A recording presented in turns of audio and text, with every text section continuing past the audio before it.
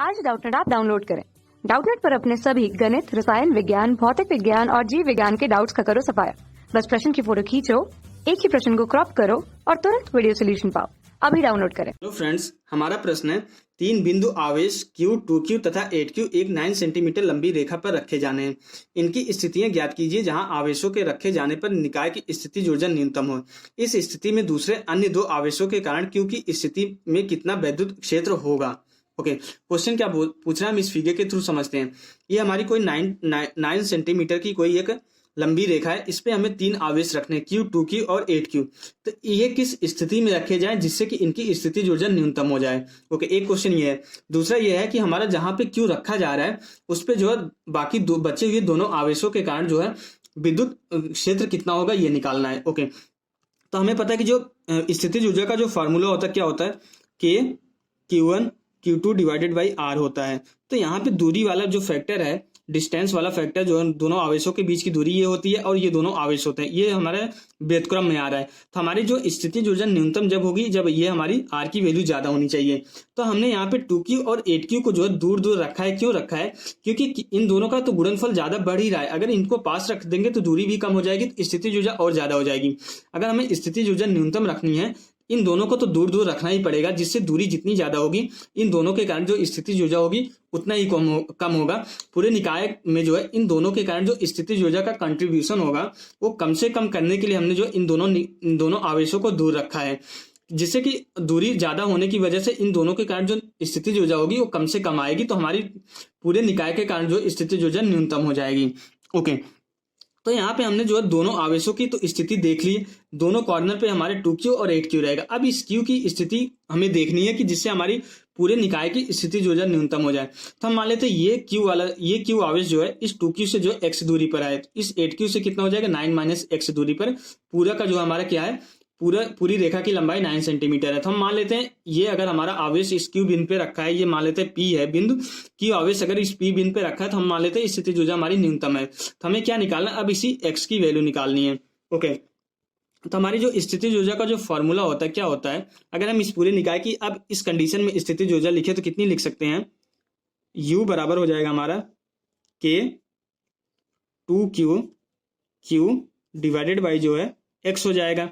अभी हमने जो है इन दोनों के कारण लिख रहे हैं, फिर प्लस जो है अब इन दोनों के कारण लिखेंगे K 8Q डिवाइडेड बाई कितना हो जाएगा 9 - x के बराबर हो जाएगा। अब इन दोनों के कारण लिखेंगे तो ये कितना हो जाएगा K 2Q 8Q divided by जो है कितनी है 9 के बराबर है। ओके, अब हम क्या करेंगे, अब इसको थोड़ा सा सरल करेंगे तो U बराबर कितना हो जाएगा हमारा, हम क्या करेंगे 2KQ² कॉमन ले लेंगे। यहाँ पे 2KQ² कॉमन लेने के बाद कितना हो जाएगा, यहाँ पे 1/x बचेगा, प्लस यहाँ पे कितना बचेगा 4 डिवाइडेड बाई 9 - x बचेगा, प्लस यहाँ पे कितना बचेगा 8 डिवाइडेड बाई 9 बचेगा।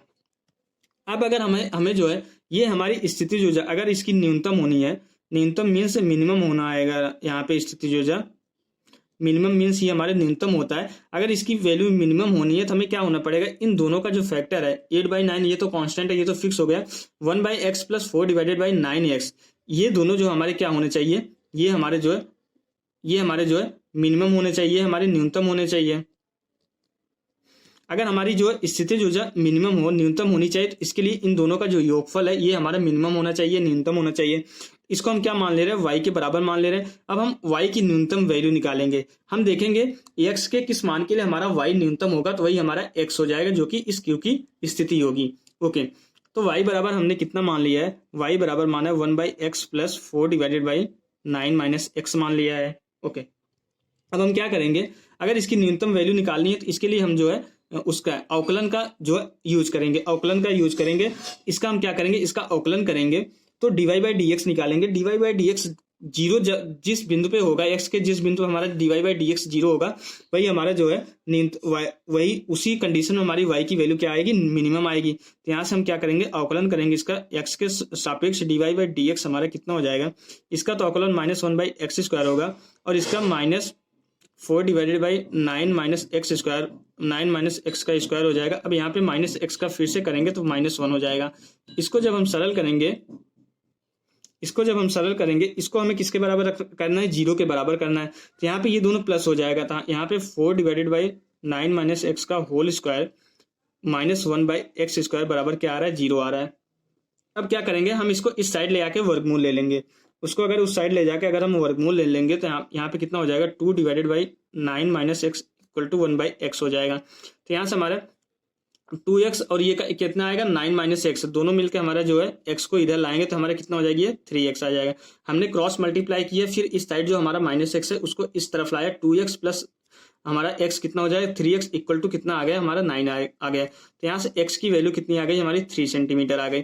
मीन्स हम क्या करेंगे, हम Q आवेश को कहाँ पे रखेंगे, ओके हम Q आवेश को, इस Q आवेश को 2Q आवेश से 3 सेंटीमीटर की दूरी पर रखेंगे, तब हमारी स्थिति ऊर्जा कितनी हो जाएगी, न्यूनतम हो जाएगी। तो हमारी जो आवेश की जो स्थितियां आई, जो पहला क्वेश्चन हमारा यहाँ पे सॉल्व हो गया, 2Q और 8Q दोनों कॉर्नर पे रहेंगे और हमारा ये Q वाला जो 2Q से जो 3 सेंटीमीटर की दूरी पर रहेगा। ये हमारी दूरी कितनी हमने निकाल ली, ये 3 सेंटीमीटर के बराबर निकाल ली।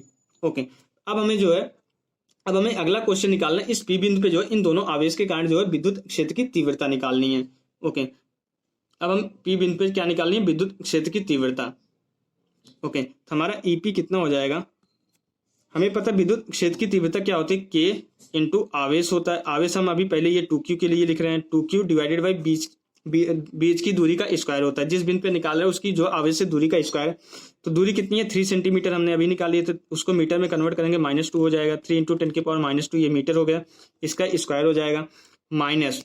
अब यहाँ पे देखें हम माइनस क्यों लिख रहे हैं, माइनस लिखने का रीजन ये है कि दोनों के कारण जो है, दोनों पे समान प्रकृति का आवेश है, तो दोनों पे समान प्रकृति का आवेश होने के कारण जो है, जो विद्युत क्षेत्र की तीव्रता आएगी अपोजिट साइड आएगी। अब इसके कारण जो हमारी जो है इस तरफ आएगी और इसके कारण जो इस तरफ आएगी, तो इसलिए हम जो है दोनों को माइनस करेंगे। माइनस करने के बाद जो ज्यादा होगा उसी की दिशा में हमारा जो फाइनल विद्युत क्षेत्र की तीव्रता आ जाएगी। ओके, तो अब हमारा ये कितना हो जाएगा,